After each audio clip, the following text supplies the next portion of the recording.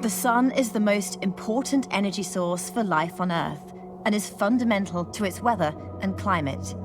The amount of energy we receive from the sun varies naturally over time. So could this variation be contributing to our current rapidly rising global temperatures? Let's take a look at the science and find out. Since the 1970s, satellites have been used to provide accurate live monitoring of the sun's energy, but clever techniques using ice cores, for example, give us information about the sun's activity for thousands of years back through history. This shows us that the sun's activity cycles over time, repeating about every 11 years. At its peak, there's an increase in sunspots and solar flares, with spectacular aurora displays in polar regions. This graph shows us that while solar activity peaks and troughs, the planet has continued to warm regardless of this cycle.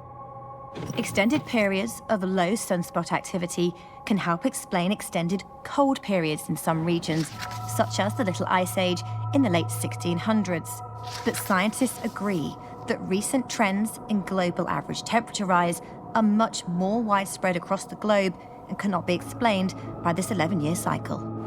In fact, recent solar cycles have actually shown a lowering in activity, suggesting that rather than causing the recent warming, it would instead be a factor for cooling. We may even be heading for what scientists call a grand minimum of solar activity. But studies have shown that while this might cool the planet as much as 0.3 degrees Celsius, this would, at best, slow down but not reverse human-caused global warming. A much more dramatic effect on the global climate is caused by the cycle of the Earth's rotational axis and orbital path around the Sun, causing the climate to slowly change over thousands of years. In fact, it's sufficient to push the Earth in and out of glacial periods when ice sheets cover large portions of the planet.